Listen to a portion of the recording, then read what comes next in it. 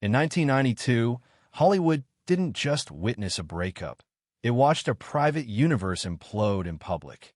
Woody Allen, long treated as the eccentric genius of New York cinema, was suddenly no longer being judged for his scripts or his awards, but for a relationship that shattered cultural taboos. The revelation that Allen was romantically involved with Soon-Yi Previn, Mia Farrow's adopted daughter, detonated like a moral earthquake. And when, in the same storm, Dylan Farrow accused Allen of sexual abuse, allegations he has consistently denied, the story stopped being celebrity scandal and became a permanent, unresolved cultural wound. The public demanded a single clean answer: predator or misunderstood artist, victim or willing partner, monstrous betrayal or complicated adult choice. But this case has never offered the comfort of simplicity.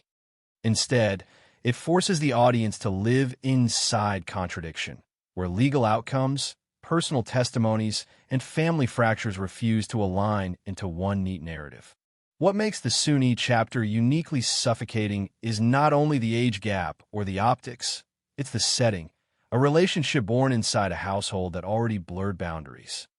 Allen and Farrow were together for years, creatively intertwined, yet reportedly maintained separate homes, an arrangement that made their family structure feel unconventional even before the scandal. Then, when Farrow reportedly discovered nude photographs of Soon-Yi, the rupture became irreversible, not just emotionally, but legally. Custody battles ignited, reputations were destroyed, siblings were divided, and every past moment was retroactively reinterpreted as either evidence of grooming or evidence of a woman choosing her own life. The same events became two opposite stories, depending on who was speaking.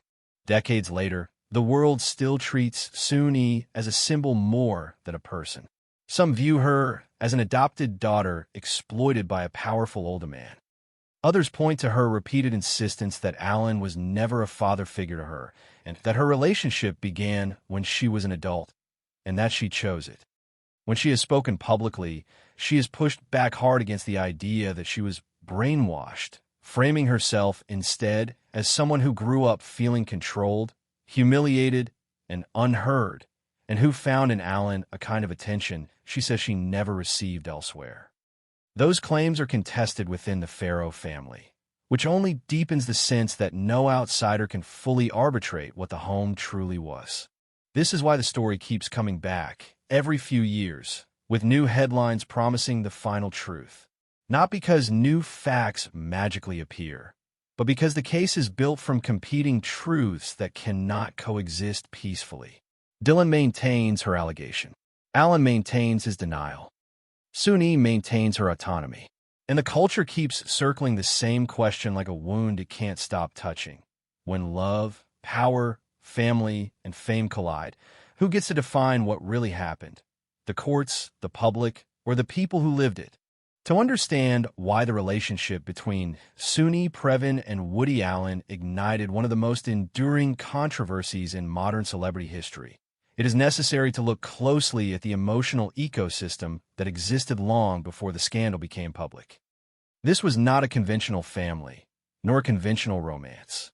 Woody Allen and Mia Farrow spent more than a decade together without marrying, without sharing a permanent home, and while maintaining a partnership that was at once intimate, distant, creative, and compartmentalized. From the outside, it looked unconventional but functional. From the inside, it created blurred boundaries that no one fully acknowledged, until those boundaries collapsed. Within the structure, Soon-Yi occupied a fragile position. She was not a child raised jointly by Allen and Farrow, but she lived inside a household where Allen was a constant adult presence, her mother's long-term partner, a powerful cultural figure, and a man whose authority did not require a parental title to be felt. When a relationship between Allen and Soon-Yi became romantic, the public immediately framed it as a violation of family order. Yet Soon-Yi herself would later insist that there was no father-daughter bond to violate, arguing that Allen had never been her parent, never lived with her, and never acted as a guardian in her daily life. This clash between legal definitions and moral perception would become the core fault line of the entire debate. The discovery of nude photographs in early 1992 marked the point of no return. For Mia Farrow, the images represented not just infidelity, but a profound betrayal of trust within her family. The emotional rupture rapidly escalated into a legal and public war, pulling children, lawyers, psychologists, and the media into an increasingly hostile arena. What followed was not a single trial of facts, but a prolonged struggle over narrative control. Each side fought not only for custody or reputation, but for the authority to define what the relationship had meant all along. Soon-Yi, at just over 20 years old, was suddenly thrust into a global spotlight she had never chosen. Overnight, she became a symbol rather than a person, depicted either as a manipulated victim or as a traitor who had destroyed her family. In later years, when she finally spoke publicly, her account complicated the story further instead of resolving it. She rejected the idea that she had been groomed or coerced and described her childhood as emotionally harsh, controlled, and humiliating, an environment, she said, where she felt more like a burden than a daughter. According to her, Alan was the first adult who treated her as someone worth listening to. This portrayal deeply divided public opinion and fractured the Farrow family itself. Some siblings supported Mia Farrow and Dylan Farrow's allegation of abuse, emphasizing protection, trauma, and the imbalance of power. Others, most notably Moses Farrow, defended Soon-Yi and Alan, describing the household as emotionally oppressive and accusing Mia of manipulation. The result was a family permanently split into opposing camps, each claiming moral truth and emotional authenticity, each accusing the other of rewriting history. The legal outcomes only intensified the ambiguity. The custody ruling severely restricted Alan's access to certain children and criticized aspects of his behavior, yet it did not conclusively establish sexual abuse. For some, this meant institutional failure. For others, it meant that public condemnation had outpaced proof. These conflicting interpretations allowed the controversy to survive every attempt at closure. No verdict satisfied all sides, and no amount of time softened the emotional stakes. What makes this story uniquely enduring is that it refuses to settle into a single moral category. If Soon-Yi is believed, then the public must confront the uncomfortable reality that a woman can make a deeply controversial choice and stand by it for decades. If Dylan is believed, then the relationship between Alan and Soon-Yi becomes inseparable from a broader pattern of harm. Both positions demand emotional allegiance, and neither allows easy compromise. As years passed, Alan and Soon-Yi married, adopted children, and built a quiet domestic life, largely away from the public eye. Yet their stability did not dissolve the outrage, it intensified it. Longevity, instead of offering resolution, became evidence interpreted in opposite ways, proof of genuine partnership to some, proof of entrenched power dynamics to others. The marriage itself became a living argument. This is why headlines continue to promise the truth decades later. Not because the truth has been hidden, but because it exists in fragments that refuse to align. In this story, memory competes with law, emotion competes with evidence, and personal testimony competes with cultural judgment. And as long as those elements remain in conflict, the controversy will remain alive, unsettled, polarizing, and impossible to forget. At the center of this controversy lies a question that refuses to fade with time: power. Not simply power as age difference or fame or money, but power as atmosphere. Woody Allen was 56. Soon-Yi Previn was barely 21. Even stripped of labels like adopted daughter or mother's partner, the imbalance is impossible to ignore. One was a globally recognized filmmaker, intellectually admired, culturally protected, and financially independent. The other was a young woman emerging from a family structure defined by hierarchy, discipline, and emotional volatility. Whether or not coercion ever occurred, the context itself became the battlefield. Soon-Yi has consistently rejected the idea that she was groomed or manipulated. She has stated that Alan was not her father, not her stepfather, and not a daily presence in her childhood. In her telling, the relationship began between two adults and was driven by choice, not fear. To her, the accusation that she could not possibly consent is itself a form of erasure, another way of stripping her of agency. This insistence on autonomy has become her defining public stance, and it is precisely what makes many observers deeply uncomfortable. Critics counter that consent does not exist in a vacuum. They argue that power can operate without threats, without force, and without explicit control. A vulnerable young adult, raised in a household she later described as emotionally punishing, may gravitate toward the first figure who offers attention, validation, and calm. In that framing, Alan's role as an older, admired man becomes inseparable from influence. The debate, then, is not only about what happened, but about how we define exploitation. Is it an act, or is it a structure? This question becomes even heavier when placed alongside the allegation made by Dylan Farrow. Dylan has repeatedly stated that Alan sexually abused her when she was 7 years old, an allegation he has categorically denied. The custody trial that followed did not deliver a clean moral verdict. The judge sharply criticized Alan's behavior toward Dylan, describing it as grossly inappropriate, and imposed strict limitations on contact. Yet the court also concluded that the evidence did not definitively prove sexual abuse. That dual outcome, severe concern without criminal conviction, created a permanent ambiguity that neither side has ever accepted as final. For those who believe Dylan, the later marriage between Alan and Soon-Yi does not stand on its own. It becomes part of a pattern, evidence that Alan's boundaries with children and young people were fundamentally compromised. In this view, Soon-Yi's insistence on consent does not negate harm elsewhere. It only complicates the public's willingness to confront it.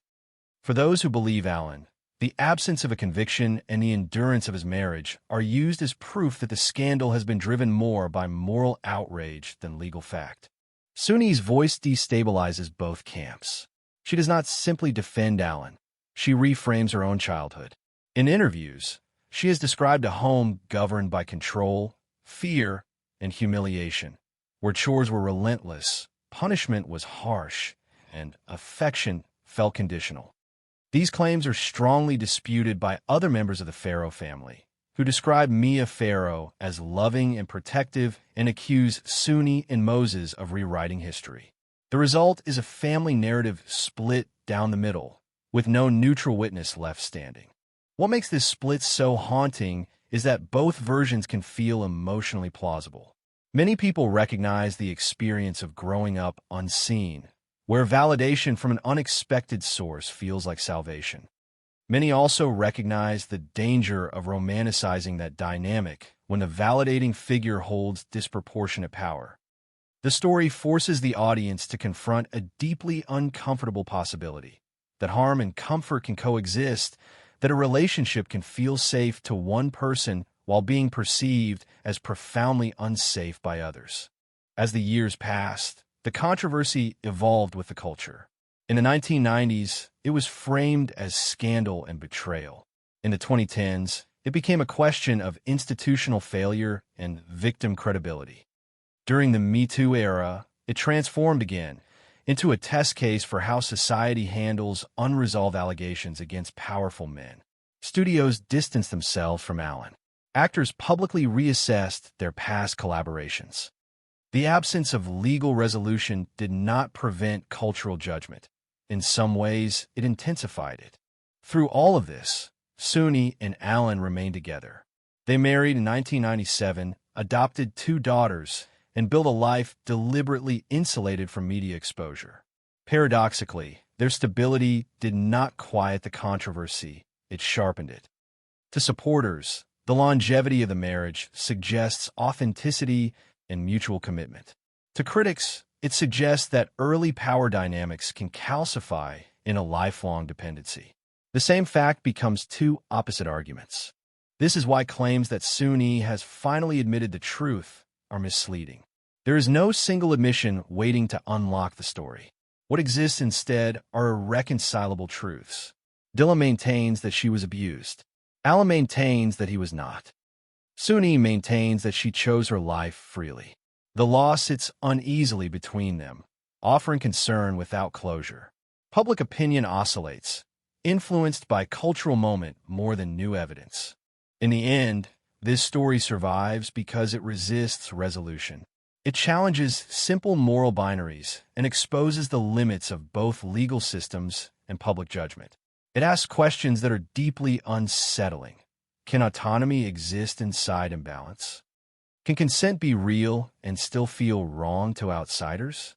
Can a family fracture so completely that every memory becomes contested territory? What remains is not a verdict, but a wound that culture keeps reopening. And perhaps that is the most honest way to understand it. Not as a mystery waiting to be solved, but as a case study in how love, power, trauma, and testimony collide, leaving behind a truth that is not singular but fractured. If Part 3 exposed the tension between consent and power, then the next layer of this story reveals something even more corrosive: memory as a battleground. Not public memory shaped by headlines, but private memory inside a family that no longer agrees on what childhood even was. At this stage, the Dylan Farrow Soon-Yi saga stops being a scandal and becomes something closer to a civil war of recollections, where every sibling's testimony undermines another's, and the past itself fractures into incompatible versions. Soon-Yi Previn's account stands in direct opposition to the image of a warm, protective household often associated with Mia Farrow. She has described a home ruled by strict discipline, emotional coldness, and humiliation, where affection felt conditional and obedience was enforced through fear. In her telling, childhood was not a sanctuary, but a pressure chamber. These claims are not minor details. They are foundational. If her memories are accurate, then her later attachment to Woody Allen begins to look less like transgression and more like escape. But if they are exaggerated or false, then they function as a retroactive justification for a relationship that many find morally indefensible. This is where the family split becomes impossible to ignore. Moses Farrow, another adopted child, has publicly supported Soon-Yi and Alan, describing the household as emotionally abusive and accusing Mia Farrow of manipulation and cruelty. He has portrayed himself and Soon-Yi as children who fell outside their mother's favor and paid the price for it. On the opposite side stand Dylan Farrow and Ronan Farrow, who have consistently defended Mia and rejected Moses's and Soon-Yi's portrayal as a distortion that re-traumatizes victims and rewrites history. The result is not simply disagreement. It is mutual invalidation. Each side does not merely tell a different story. Each accuses the other of lying. In this environment, no testimony can exist without being immediately framed as strategy, revenge, or self-protection. The family becomes a closed system where truth is no longer something discovered, but something defended. This internal fracture feeds directly into public confusion. Audiences are often asked, implicitly or explicitly, to choose which sibling feels more credible, more articulate, more emotionally convincing. But credibility itself becomes a trap. Trauma does not produce uniform behavior. Survivors can be angry, calm, inconsistent, loyal to their abuser, or permanently estranged. The public's instinct to rank narratives by tone or composure often reveals more about cultural expectations than about what actually happened.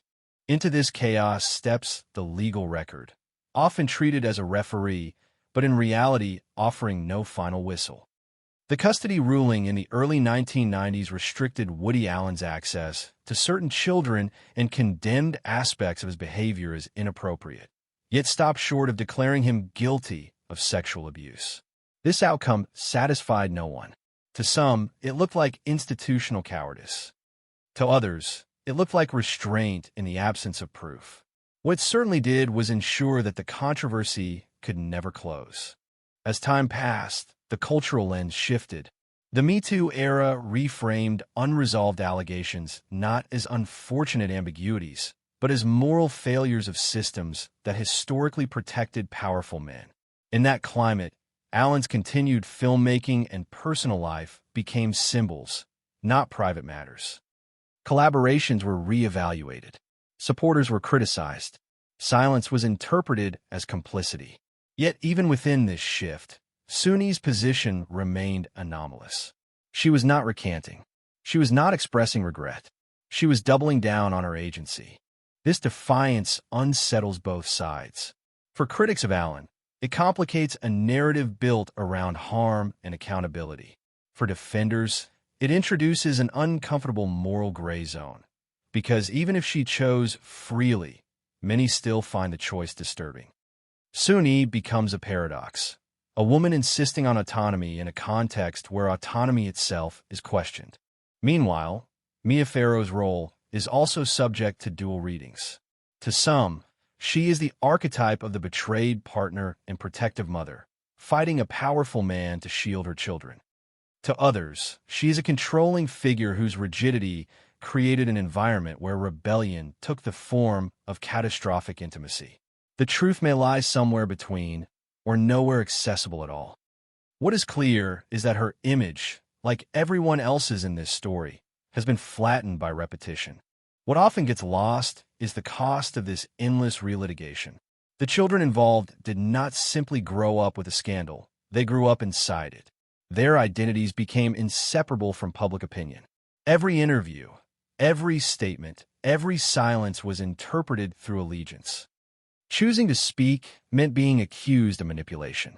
Choosing not to speak meant being accused of hiding something. There was no neutral ground. Soon-Yi's later insistence that she was tired of being spoken for captures this exhaustion. For decades, her name functioned as shorthand for outrage. Rarely was she treated as a subject with interiority. Whether one believes her or not, that experience, being reduced to a symbol of sin or victimhood, is itself a form of erasure. And yet, acknowledging that does not invalidate Dylan's pain or the seriousness of her allegation. This is the impossible tension the story refuses to resolve. At this point, the narrative transforms from a question of guilt or innocence into a meditation on irreversibility. No outcome can repair the family. No verdict can reconcile siblings who now see each other as threats. No interview can reclaim childhood from competing interpretations. The damage is not just what may or may not have happened, but what happened afterward. The polarization, the public spectacle, the decades of suspicion. This is why the story continues to feel claustrophobic. There is no redemption arc that doesn't negate someone else's truth. If Allen is fully condemned, his defenders see injustice. If he is defended, Dylan's supporters see betrayal. If Soon-Yi is believed, critics see denial. If she is dismissed, she sees silencing. Every path forward closes another door. And so the story survives, not because it is unresolved in a technical sense, but because it exposes something uncomfortable about how society handles complexity. We crave endings. We crave clarity. But some stories resist both, not because the truth is hidden, but because it is fragmented across people who will never agree. In that sense, the Allen Farrow Soon-Yi saga is no longer just about a marriage or an accusation. It is about what happens when private trauma becomes public property and when memory itself becomes evidence. The tragedy is not only what may have occurred, but that the family and the culture watching it has been forced to live forever without closure. By the time this story reached its third decade, it was no longer sustained by new facts, but by cultural need. The Allen Soon-Yi controversy survived because it became a vessel into which society poured its anxieties about power, gender, belief, and justice. At this stage, the question was no longer what happened, but what are we supposed to do with a story that refuses to end? Every resurgence, every documentary, interview, or viral headline functioned less as investigation and more as ritual. The scandal was being reheated not to uncover truth, but to reaffirm moral alignment. Media framing played a decisive role in this transformation. Headlines promising the truth, the final confession, or the admission after decades offered emotional closure that reality could not supply. Complexity does not perform well in algorithms.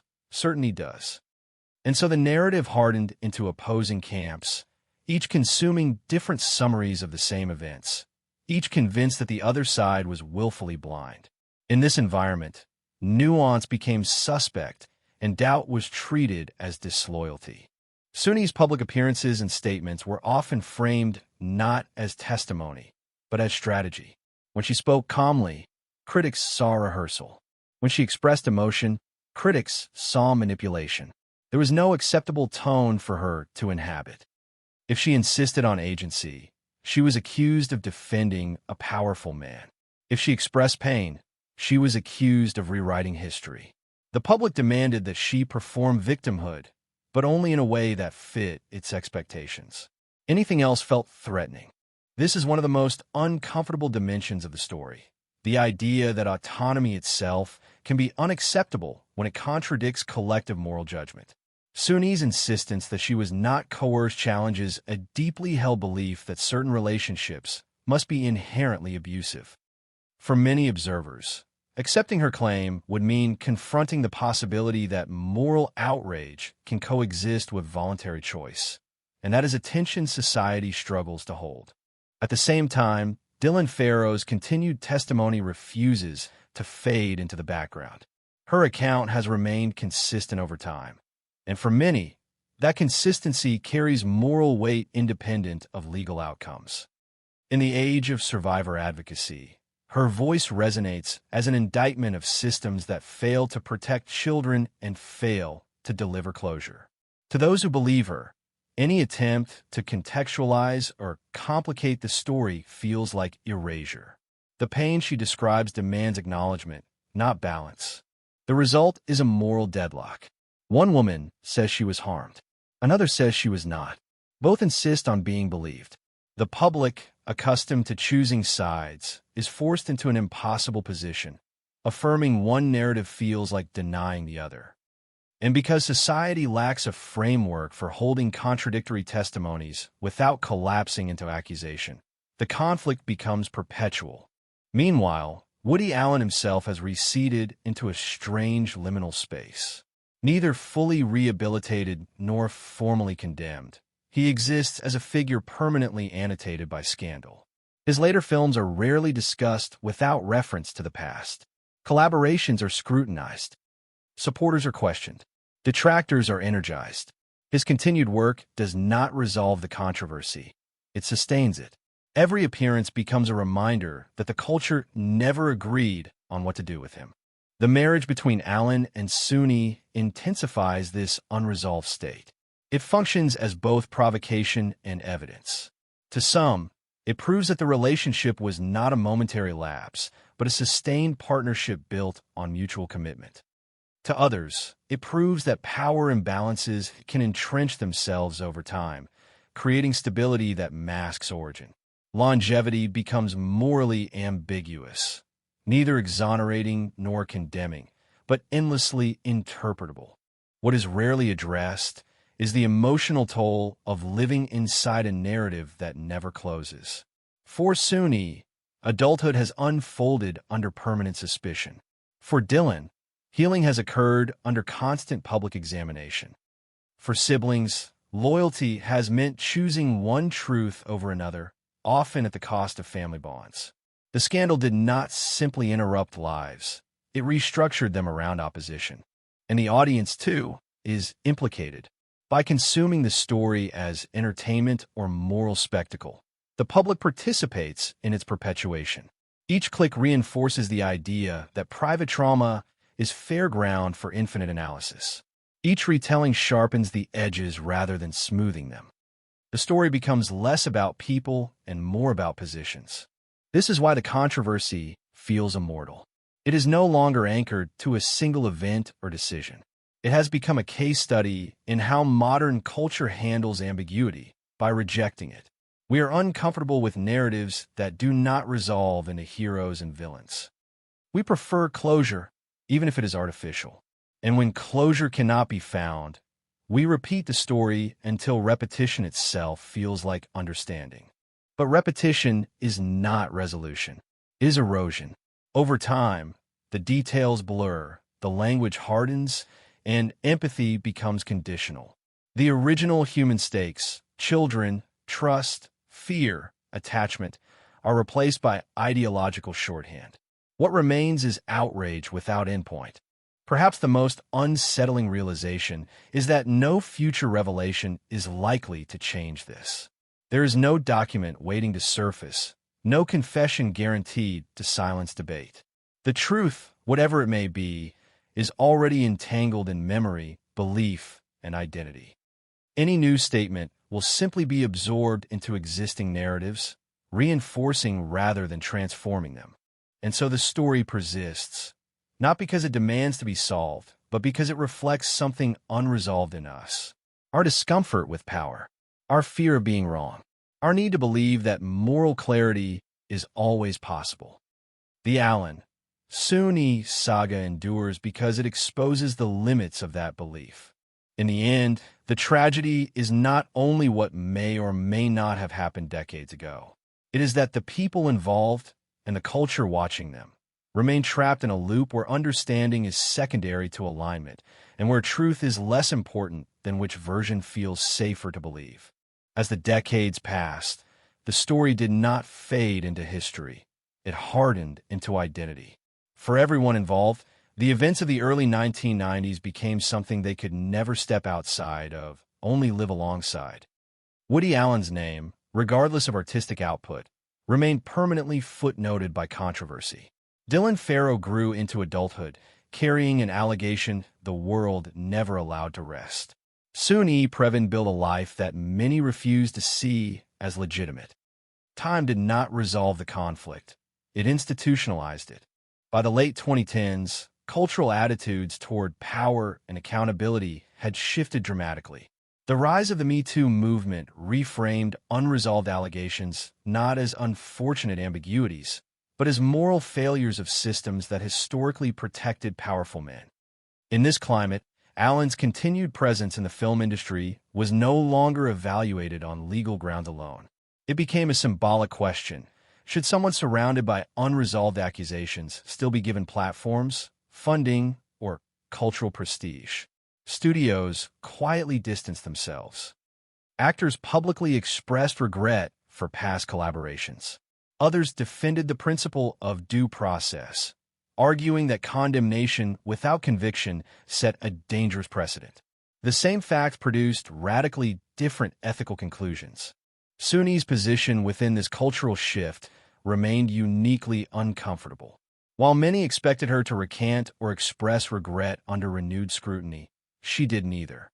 Instead, she reaffirmed her long-held stance, that her relationship with Allen was consensual, that she was not a victim, and that she resented being portrayed as one against her will. In a moment when survivor narratives were gaining overdue recognition, her refusal to adopt that language felt jarring. To some, it sounded like denial. To others, it sounded like defiance. Either way, it challenged the assumption that all controversial relationships must fit the same moral script. This refusal intensified public division rather than calming it. Those who believed Dylan Farrow saw Soon-Yi's stance as harmful, not only to Dylan, but to broader efforts to confront abuse. Those who defended Allen saw Soon-Yi as the only person whose voice had been consistently ignored. The debate was no longer about facts. It was about which forms of suffering society is willing to recognize. Emotional pain that fit a familiar narrative was amplified. Emotional pain that complicated that narrative was questioned. Meanwhile, the Farrow family remained publicly fractured. Statements from siblings defending different sides periodically resurfaced, reopening wounds and reigniting public argument. What might have been processed privately instead unfolded under constant observation, where each new comment became evidence in an endless trial conducted by strangers. In this environment, silence was interpreted as guilt, and speech was interpreted as strategy. There was no safe way to exist in public. The marriage itself became a living provocation. Alan and Soon-Yi's decision to remain together, raise children, and live quietly did not neutralize criticism. It solidified it. For critics, their stability represented the normalization of an unethical relationship. For supporters, it represented proof that the relationship was not predatory, but enduring. The same domestic reality sustained two incompatible moral readings, ensuring the story could never rest. What emerges most clearly at this stage is exhaustion. Not closure, not clarity, but fatigue. A fatigue born from decades of reliving the same arguments without resolution. The public continues to demand a final verdict, but the people at the center of the story have already paid the cost of that demand. Childhoods were defined by litigation. Adulthoods were shaped by judgment. Family bonds were replaced by public allegiance. Perhaps the most unsettling truth is that no future revelation is likely to change this dynamic. Another interview will not reconcile siblings. Another article will not erase doubt. Another documentary will not deliver justice everyone agrees on. The story has moved beyond solvable conflict and into symbolic permanence. At this point, the Alan Soon-Yi narrative functions less as a question of guilt or innocence and more as a mirror reflecting cultural anxiety. It forces society to confront uncomfortable questions. Can we tolerate ambiguity in cases involving harm? Can autonomy exist alongside imbalance? Can we hold empathy for conflicting testimonies without erasing one to validate another? There are no easy answers. What remains is a cautionary lesson about what happens when private trauma becomes public property, and when stories are kept alive not by resolution, but by refusal to let go. The legacy of this case is not a conclusion. It is a reminder that some controversies endure precisely because they expose fractures we do not know how to heal. In the end, the story of Soon-Yi Previn and Woody Allen does not arrive at a verdict. It arrives at a limit. The limit of what public judgment can resolve, and the limit of how much certainty society can reasonably demand from human lives shaped by trauma, power, and memory. After decades of scrutiny, debate, and repetition, the central question is no longer who is right, but why the need for a single, absolute truth remains so strong. For the public, this story has functioned as a moral test case.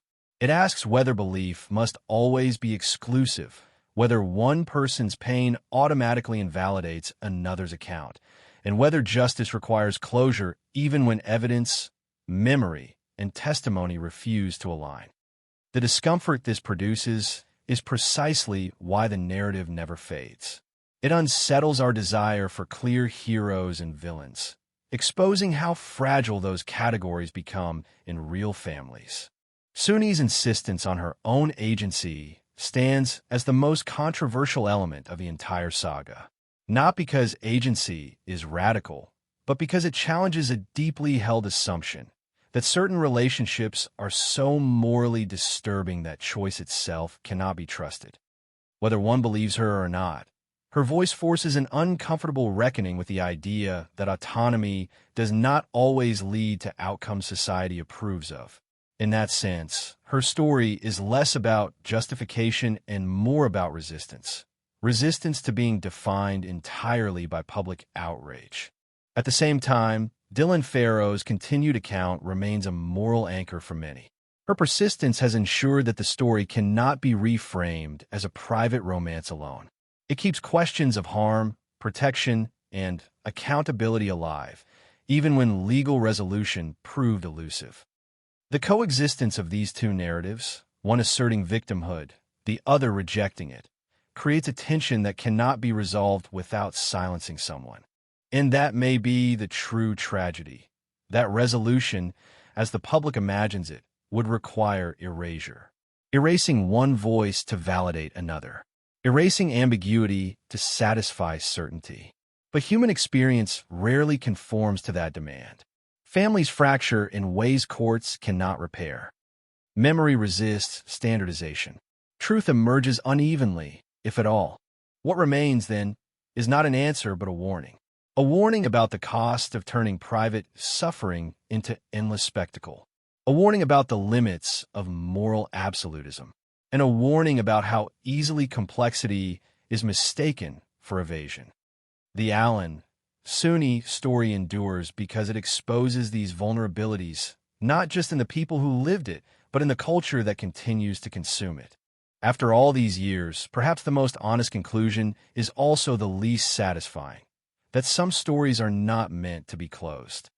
They are meant to be understood as fractures, places where certainty breaks, where empathy is tested, and where the demand for simple answers reveals more about us than about those at the center of the storm.